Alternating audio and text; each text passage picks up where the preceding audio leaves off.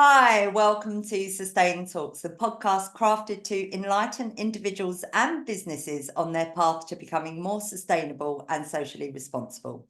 I'm Sam Candy, CEO of Responsible Futures, where we support businesses through consulting, training, webinars, and masterclasses. Today, I'm delighted to be in conversation with Abby Chicken. Abby is the Head of Sustainability at Openreach, the UK's digital network business. Abby is also a board trustee of Surrey Wildlife Trust, and we've got loads to talk about. Welcome, Abby. It's so good to have you here. Yeah, thank you. Thank you for having me. I'm excited. Yeah, me too. So much to go through, but let's start with a bit of background about you and your role as Head of Sustainability at Openreach. Sure, thank you. So the first thing to say is telecoms is not my background. So I spent my career working in retail and started in sustainability in retail. So I worked briefly in the CSR team at John Lewis, and then at Selfridges for quite a long time. And then I had a baby, and I thought, it's that moment in life where everything kind of goes up in the air. I had a baby just before lockdown. So came back from mat leave, from lockdown and everything else, and thought, right, probably time to do something a bit different. And this job came up, and I'll be honest, I didn't really know what Openreach did. When I started, somebody said, "Oh, what Openreach do broadband, don't they? I'm sure they do loads more than that." And I thought, well, yeah, maybe. Turns out that's huge. But I looked at this role and I thought this sounds fascinating. So I've been at Openreach now for just over 2 years. And loving it. Like, infrastructure feels nerdily very interesting, but also it's important. This is in retail. John Lewis and Selfridges, they sell lovely things, but we don't really need a lot of it. But most people need broadband for education, for training, for jobs, for just life, and it helps. So it's a great place to be. Oh, good. So can you share a bit more about Openreach's sustainability initiatives and goals? I guess you have quite a lot of them. Yeah, we do.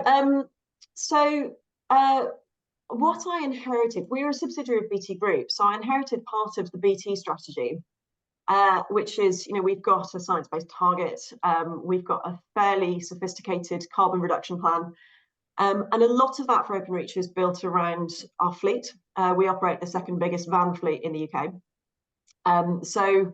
While we are a sort of a digital and tech company, our biggest impact is actually just diesel emissions of all the vans that you see everywhere driving around the UK. So we're on a mission to convert the fleet to zero emissions by 2031. It's the financial year, so March 2031. And that's been going great guns. And if I hadn't landed, that would still be doing its thing. We've got some great people in our fleet team who know all about alternative fuels, and we install chargers at engineers' homes. So that's kind of doing what it's doing. And then our network is powered by renewable energy, which we can dig into buying regos and sourcing renewable and how good that actually is. So we're trying to reduce our consumption at the same time. And then we had sort of an ambition to be circular. So one of the things I was given was, actually, can you make that mean something? Where do we go with this? So I looked at those two things and thought, okay, carbon is kind of, they're getting on with that. Circular, there's quite a lot of work to do. What about nature? And if you've been in the sustainability space over the last few years, the noise on nature and biodiversity is absolutely deafening. It is the kind of the fastest growing part of the conversation we're having. So I've added that in as a kind of key pillar to the strategy. So at Openreach, that means we build through all landscapes. We build everywhere. So subsea out to all of the rural islands off Scotland and Cornwall and everywhere else. So we have a direct impact. If you are living somewhere quite remote, you might have lots of protected landscape around you, but you also probably want a broadband connection. So how do we do that in the best possible way? So those broadly form the kind of three main pillars. So we've got carbon, circular economy, and nature. I think circular is sort of the connecting pillar. It's how you achieve the other two. Yeah. So that's what keeps me busy. Yeah, we hear so much of that and the challenges, and obviously there's new regulations coming in that support the nature piece, but doing it in the right way. So that's really good to hear. How does that all align with the overall business strategy? Because, you know, obviously it's a business and there's a lot of people that work there. How do you put it all together? I mean, there's an element that we've sort of been doing it like this anyway for quite a long time. I think one of the key drivers through the cost of living crisis and sort of the various credit crunches and stuff we've been through in the last probably 20 years means that efficiency is very sharp as a kind of lens on business. And efficiency and sustainability go absolutely hand in hand. So that circular economy piece of how do you maximize the value out of the stuff that you use, how do you use less stuff, how do you recover and retain value, is big. So we've been extracting copper. We sit on a copper mine. So we've been extracting the old copper network as it becomes more and more redundant. So while we're building fibre, we're moving people off the old copper network that's been in the ground for, in some areas, up to 100 years. And copper is hugely valuable. So there's again, if I hadn't turned up, they'd still be extracting and recycling that copper because there's huge value to it. And so that element of it, I think, is firmly established. The EV bit is challenging because, as you would expect with a workforce of our size, you've got everybody from I am out handcuffing myself to Waterloo Bridge with Extinction Rebellion, right through to carbon or climate change is a myth, and I don't believe we should be doing anything on this, and everybody in between. So that gives us some interesting challenges because the expectation is that everybody who drives for Openreach by 2030 will be in a zero emissions vehicle. We're up to 4,000 out of a fleet of about 28,000 at the moment. And that's mostly been people putting their hand up and saying, I really want to do this. As we go forward, there's a bit more that we're going to have to do to really get people to understand why this is great. And within that population, people who are kind of like, I'll just sit and wait for a bit because I've heard that technology is evolving so quickly that if I wait for another couple of years, I'll get a really good van with even more range. And then some people who are like, you'll never get me into an EV, I'm not doing it. And I think that reflects, I don't know if you saw the piece from the House of Lords yesterday. It's the first thing from the government on EV that I've seen that talks about the behavioural change that we're asking people to do. Yeah. Because we've all sat in the back of our parents' car and they've gone for petrol, and you know that becomes a sort of muscle memory. We all know how that, whether you drive or not, you know how that goes. Charging an EV is a behavioural change, and it may not be significant, but for some people it is. It's enough of a shift that it makes them uncomfortable. So yes, we're trying to take a lot of our workforce through that, which yeah, there's kind of a mixed. We've got absolute diehard I love my EV drivers who are kind of going around Scotland going, isn't this brilliant? So we've got one driver who's trialing a tonner for us in Scotland, and he absolutely loves it. And then, yeah, we've got a few who we will have to convince a bit harder. So, we'll yeah, it's hard. And, there's lots of myths out there. I was listening to LBC this morning and it was one of the topics on that. And I did an interview and a webinar with Quentin Wilson, and it was fantastic to bust those myths because and I've spoken to loads of EV drivers, and you're right, it's a change in, but I think sustainability is like that. It's a mindset change on the whole. Do you get much support from, it's a huge company. Do you get much support from the board, and does it filter down? Yeah, it does. I mean, as with any board, you've got kind of your different sort of levers that people are pulling. So I'll say, our FD is probably the kind of hardest in terms of scrutiny. But yeah, various members of our boards, especially, and this is a cheap shot, really, isn't it? But the kind of the sort of dad mentality, there is quite a lot of emotion around what are we leaving for our kids? How can I have that conversation with my child of, what did I do? What did I contribute? So I've got a huge amount of support, and I get regular time with our CEO and with our board. I think the challenge is not the kind of, there's a lot of thumbs up and we want to do this, but then it's translating it into the everyday, because we want to do sustainability and we're just building. So sort of putting those parallels in for the teams below the board, actually, to make it part of their everyday and make it make sense for everybody is a major part of what we're working on. Because I think at grassroots level, there are some really clear asks. And at board level, there are some really clear asks. And for that population in the middle, they're kind of like, well, I'm just targeted on how much we've built, our customer service, and those kind of metrics. So starting to weave it into more of the how do you manage your team and how does this add value to the business is what we're going through.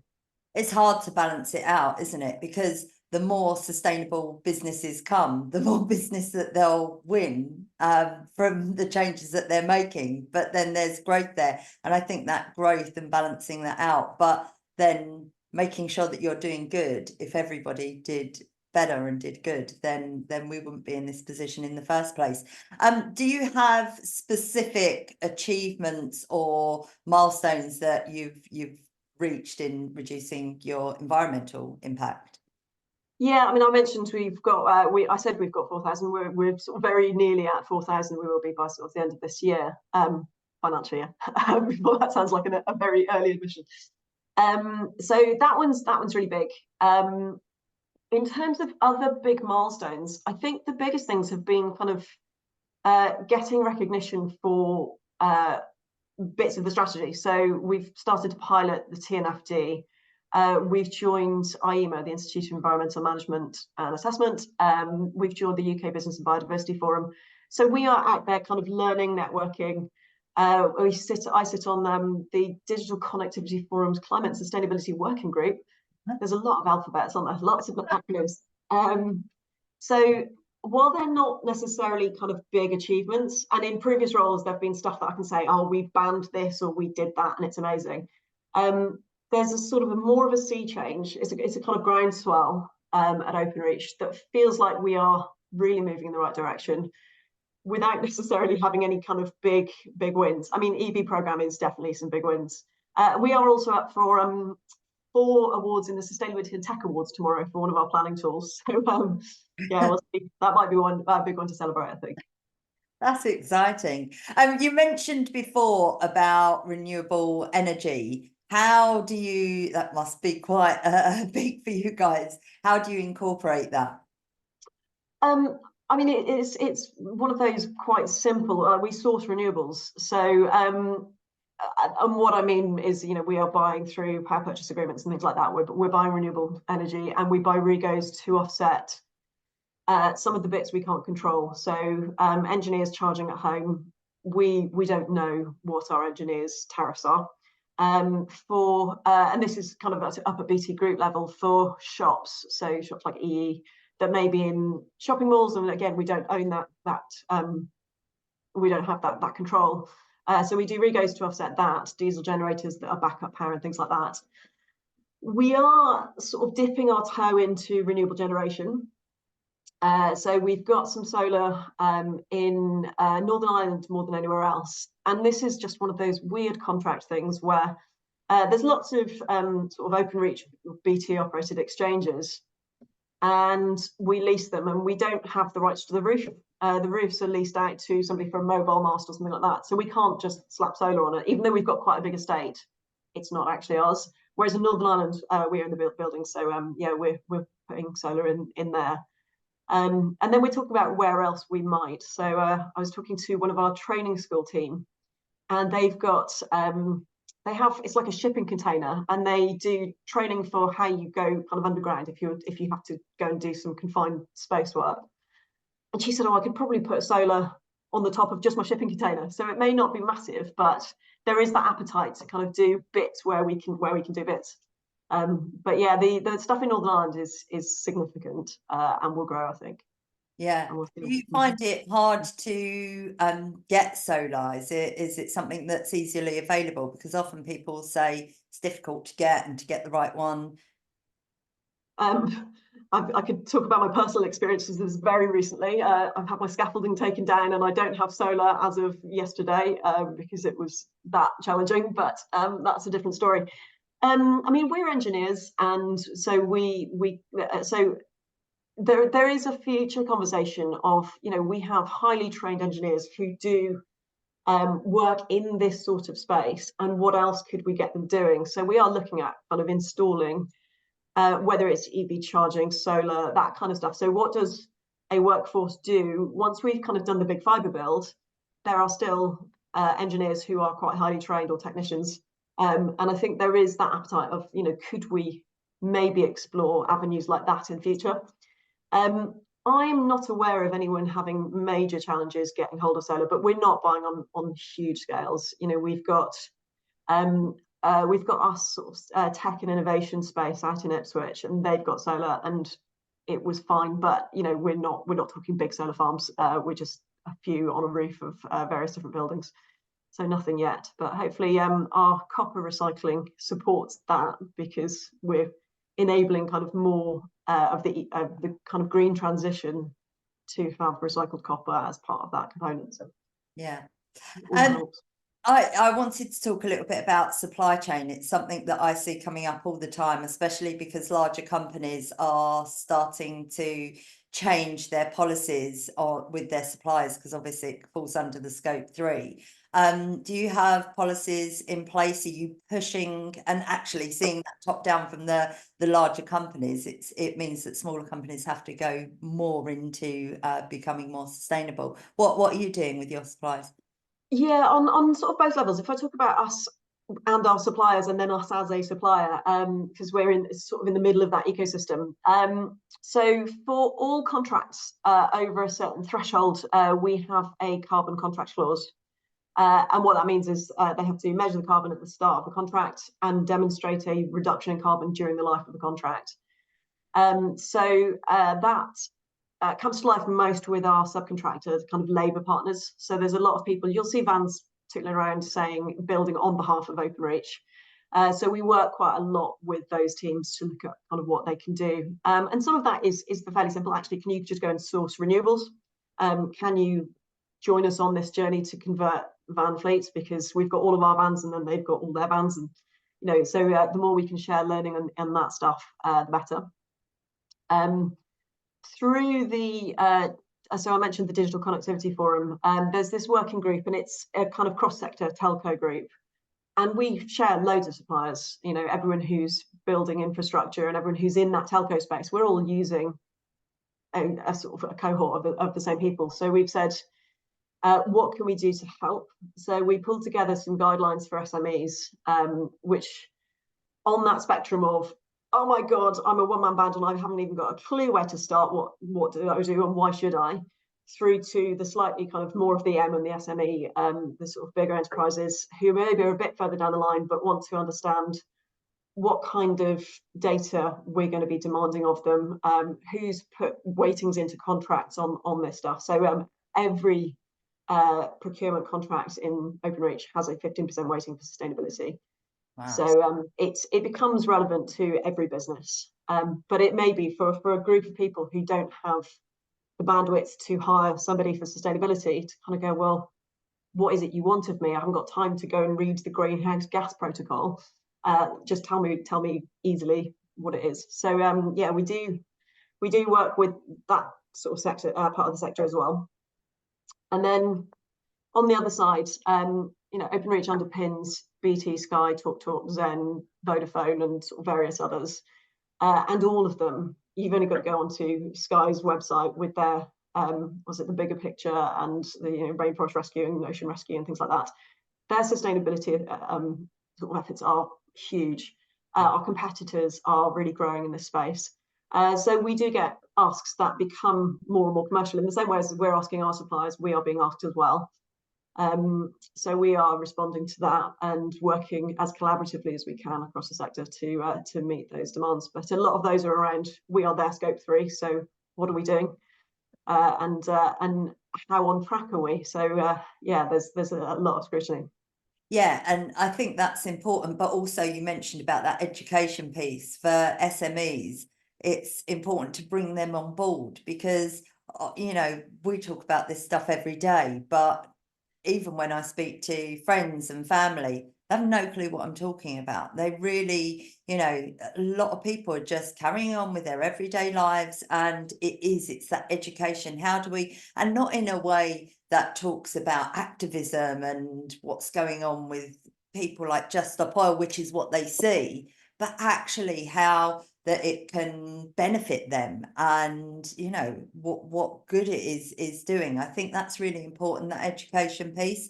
Obviously, being the type of company you are, what, like, electronic waste must be a big issue for you, or is it? Maybe wrong there. It's not actually. If you think about what we do, waste is an issue for us, but electronic waste is not a huge part of it. You know, we don't do devices, laptops, phones, and things like that. It is a massive problem for the sector. I think I read a stat that said that the UK is going to become the biggest producer of e-waste in 2024 in the world per capita. And you think, oh, that seems grim. So I think there are ways that we have to intervene. And this is where these kind of sector working groups, I think, really come to the fore, because you've got all parts of that ecosystem. So we might not produce much in terms of e-waste. And we have cable waste. We reuse bits that we can. So we've got,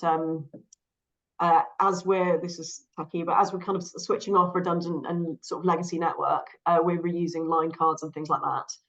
And so there's a process there. I know colleagues at BT work on all kinds of exciting futuristic things. There's a process where they're bioleaching circuitry. So literally kind of bathe it in, somebody will watch this and go, she doesn't know what she's talking about. Bathing it in enzymes, and it just leaches out all of the rare metals. I know exactly the person who's going to look at that and go, nah. But yeah, there's some great solutions, I think, coming in this space. But I mean, the biggest one for me is we're all sitting here, sustainability people, and probably all of us have got a laptop, an iPad, an iPod Touch, an old phone that is just sitting in a drawer. And I definitely do. And I know the problem. And I think if you sort of extrapolate that out across the UK, if we know the problem in terms of supply chains and kind of hoarding little bits of gold and lithium and things like that, and we are in that solution space, for everybody else who doesn't know, doesn't care, actually there's a lot of just unused kit that's just kicking around in people's houses. And what is the intervention that the sector could make on that?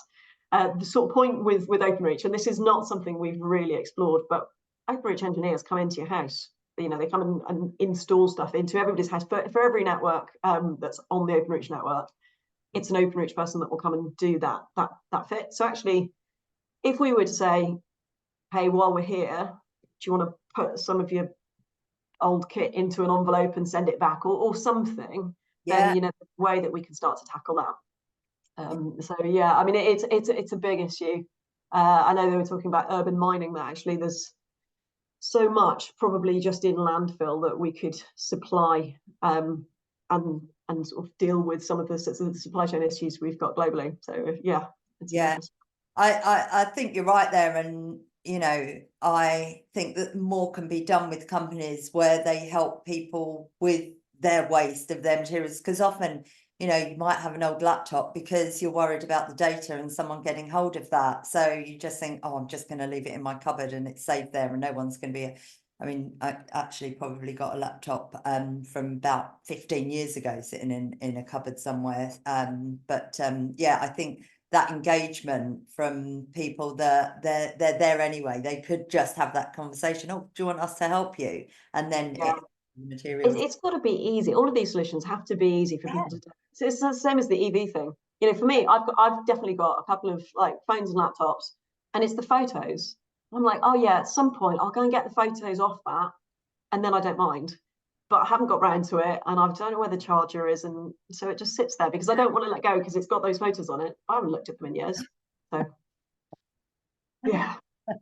I know, I'm pretty much the same. Although the last time I changed my phone, I returned my old phone in. So, you know, that circularity, I think that that's how the US solves it. So yeah. the US consumes a huge amount, but they have such good incentives to return old kit that they don't hoard it in the way that we do, and that's why the UK is so bad, because there's just no real incentive yet, and it's a bit difficult, and there's not really value, so why bother? And Yeah. it's small, so it doesn't take up a load of space in your house. You're like, oh, I'll just stick it in a drawer. Yeah. So as a company, you are spending so much time in different communities around the UK. What do you do to, like, is there much work within the community? How do you engage with communities? Yeah, I mean, it's sort of loads of different ways. There's obviously the kind of the big operational way. You know, we are working with communities in terms of how we build and when we build, because the majority of people want better, faster broadband. Again, since lockdown, it just underpins everything that we do.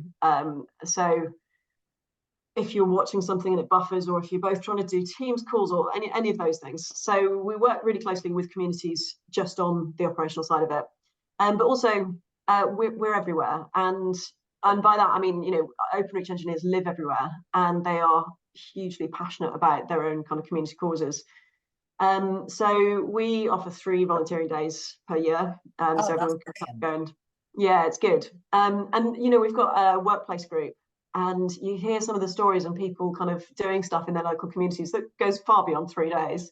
But we've got people doing all kinds of sponsor stuff. We've got Coast Guards. We've got, I'm a trustee for a wildlife trust, as you mentioned. There's tons of activity that I think then speaks to people's passions and kind of local, sort of what their local circuit or sphere is interested in and what they're interested in.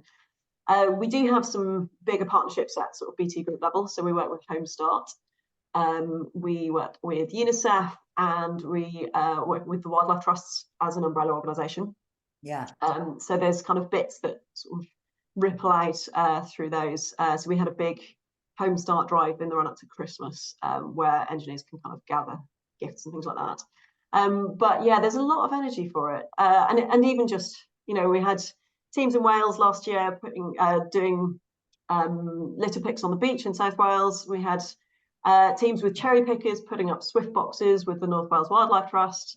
So it's sort of it's everything and everywhere, which is lovely. You know, when I started, I thought, oh, there's just so much going on. It's kind of hard to get a picture, but actually the beauty of it is that there's so much going on, and you don't want to sort of pin it down to one cause or one thing.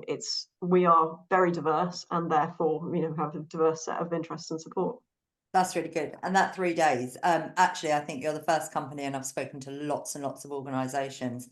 I think that you're the first company that I've heard of that gives 3 days volunteering. So Amazing. it's amazing. Really, really good to hear. What about, I mean, obviously you have quite a big team in within sustainability, but what about for other employees getting involved in your sustainability efforts? Do you have much engagement? Yes. I mean, honestly, if I were to kind of go and drill any engineer who I ran into on the street, or what are we doing on sustainability, I think they would sing the hymn sheet. They would say, oh, you know, we've got to drive an EV, and we've got to put things in the right bin, and that kind of stuff. But they probably don't know much in a sort of more sophisticated way than that. And I think at the moment that's fine. We started with a bit of, how do you inspire your employees? So I don't know if you've come across the team at Couch to Carbon Zero. Love them. They watch. So we did a session with our senior leadership team with them, and then we also dipped into paw print, and we got employees onto paw print. And then the feedback we got was, oh, this is all well and good, but it's like, you guys should do it, but what is Openreach doing? So I thought, you know, that's fair. We haven't been really clear in communicating our own strategy. And we've got a big launch coming up sort of in the early part of spring, where we will talk a lot more about what we've been doing, because we've done tons, but if you go onto the website, it says we've got an EV fleet.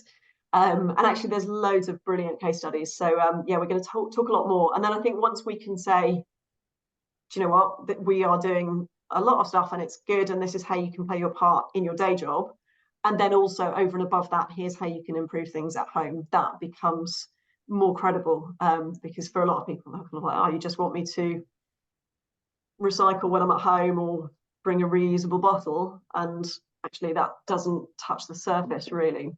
Yeah. So I mean, we do have so I've mentioned workplace. We do have a workplace group called Green Matters, which has got a lot of people who are very passionate, who share lots of good news stories and sort of positive stuff on sustainability, and I find that really inspiring. I go in, I find all kinds of stuff that I've not heard before. So yeah, that's a great group, and hoping that will grow over the next year or so.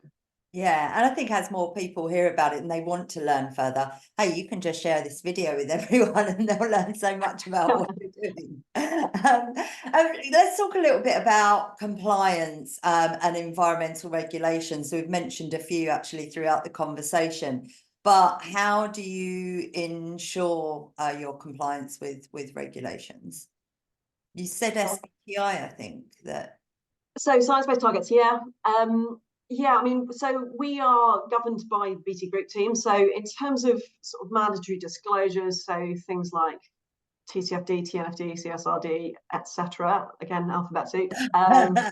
That's all. We supply quite a lot of data and case studies, but we don't fill it in. So that's all done at group. In terms of environmental compliance, we've got a brilliant team in our legal team who look after compliance, both with kind of hazards, sort of the environmental regulations. So if we're building through a certain landscape, how do we make sure that we are not cutting tree roots thicker than a human finger? Or how do we, what do we do if we come into contact with a bird's nest? So there are some really strict rules around things like that. There's processes for kind of pests, invasive species, and rare and endangered species, and that side of it. And that becomes part of the checks that our teams do every day. So they have to do safety checks. They will come back every so often. Sometimes I get these little messages on Teams. I've just found this snake. What is it? Oh God, I don't know. And so we do consult a little bit. So if we don't have the answers, we work with an environmental agency who we have a hotline. So if you do come into contact with something and you're like, oh, I don't know what to do here, whether it's because you've just accidentally spilled something or you've come up against a bird and you're like, I don't know, then you can just phone and get support on that. Yeah. So yeah, there's lots of ways. And I mentioned this tool. We've got this planning tool that's up for sustainability awards. The awards are actually for net zero because by planning really carefully, we reduce the amount we need to drive. But actually, they've just announced or just agreed kind of an addition. So it's a software update that will go into that planning tool that makes it really clear when you're building through protected areas of landscape. So whether it's kind of triple SIs, wetland sites, all of that, so that everybody is on the same page, and then there'll be okay, so what, so I'm building through this triple SI, the option, do you reroute? Can you reroute? If you can't and you have to dig through it, then what should you do? So yeah, they're building we are a tech company, so actually building the tech solutions that really help that. I think the innovation that is coming that's what's exciting, is we're growing and learning and all the time, and actually as innovations are coming in, it's going to help us to be more sustainable because it's going to put simple things in that we didn't know about. Actually, if you took this route, it's going to reduce your mileage and your emissions by XYZ. That's where there's still so much more to come, although obviously I mean tech. So I was chairing a panel with IEMA last week, and it was on tech and digital decarbonisation. And I said, I thought it's really carefully worded because there's decarbonisation of tech, which obviously has a significant footprint. And then there's tech for decarbonisation. And all of those tools, on Google Maps, where it's got the little green leaf and that's the most environmentally friendly route. Or I don't think this is rolled out in the UK, but Google Maps, again, maps a roof. And so you can map how much solar you can have on it. I think that might have only arrived in the US. We saw that when we met at that conference. Oh, is that where? Yeah, I know, it's amazing. Yeah. So there are solutions, and AI is a scary space, but I think there is so much positive kind of green tech that will help. And we don't have all the solutions, right? So anyone who can come up with something that's going to help, I think at this point, is welcome. Yeah, I think that it's exciting. I often talk about the opportunity in sustainability and the benefits and like why it's so important. But it's good to see so much innovation coming every day. I'm always seeing new things, and I think that's why, you know, I can do this podcast and it changes, even though I speak to people in similar roles. There's different industries doing different things and other industries learning from each other. And I feel like it's the first sector that I've seen where there's no real competitiveness, because everyone wants to educate others to help everyone else on the way. Yeah. Yeah, do you know, we were talking to the Environment Agency recently, and they've got all of these like jazzy weather things that, you know, predict floods and stuff like that. And they are dependent on our tech, but they're also protecting our tech, because we've got flood mitigation plans. So, you know, if an exchange building goes underwater, it's a problem, more of a problem for copper than for fibre. So I thought there's this weird circularity, isn't it? That, you know, we are underpinning the system that notifies us if the system's a threat. And so, you know, there's that symbiosis that I think really illustrates what sustainability is about. You know, we've got to work pretty competitively, collaboratively, because we don't have all the answers, and nobody's going to get there by themselves. And if they did, it would be miserable, wouldn't it? Exactly. SDG 17, isn't it? Collaboration. Two more questions. The first one is challenges. What do you find as a business of your size? What are your biggest challenges when it comes to being more sustainable or sustainability? I think we are in a very competitive build program. So the fibre build across the UK is major, and it's a bit of a dogfight. You know, there's Openreach, who are kind of established, and then there's lots of competitors who are really credible. And so there is this, it's all about speed, it's all about kind of pace of delivery and how fast can people build. And then there is this cost scrutiny. So in an industry where you've got to go fast and cheap, or not cheap, but, you know, for the biggest bang for your buck, sustainability can feel like a distraction, because we're talking about sort of longer horizons. Some of the things that we want to be talking about, or the solutions that we're offering, don't have the quick return on investment that business planning horizons usually operate to. So it can be really hard to make a business case for something that, you know, we want to put in this nature addition to our planning tool, and somebody said, well, what's the return on investment? I thought, well, there's not. It's compliance. We have to do it. But when there's competing or competition for resource internally, and everyone's kind of like, you know, what is the thing that is going to get us there faster? And getting us there faster is building as much as we can. Sometimes those conversations just don't feel like they are the main priority. So despite the fact that we have this backing from the exec and they want to do better, the beating heart of our business is still about delivery. You know, how much have we built, and how fast, and what are our customer service results, and that kind of conversation. So I think, and this is probably true in every business, just being able to make this front of mind enough that it's credible, enough that it weaves into processes, that you get that voice at the table. Yeah, and it's an ongoing challenge, because I know that there are lots of people who are interested, who know that it's the right thing, but in the moment be like, oh yeah, you know, I should do that training on nature, but actually I'm just going to do this thing that is going to get me a bit further. So yeah, I find, like, I mean, I love doing the podcast, and obviously I see the watch times and people watching. I break it up into little snippets as well, and the snippets, sometimes the views are massive compared to, you know, the length of the whole podcast, but it's about taking little chunks. I think that bite-sized chunks of information, you know, when we see things like TikTok and Instagram stories and things, it's fast. People, and unfortunately, people want to consume information really, really quicker. Although even that sector is saying that people are looking for more longer videos and longer. It's having both. It's having the teaser that kind of gets you in, and sometimes it's just making people stop and think. You know, so I've been wanging on about telegraph poles, which sounds incredibly nerdy.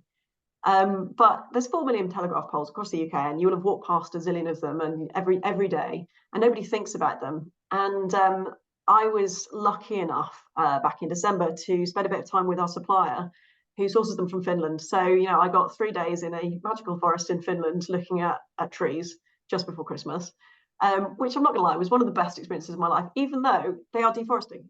They're not on scale deforesting, and they're not on balance deforesting, because they are replanted at a rate of, I think, more than double.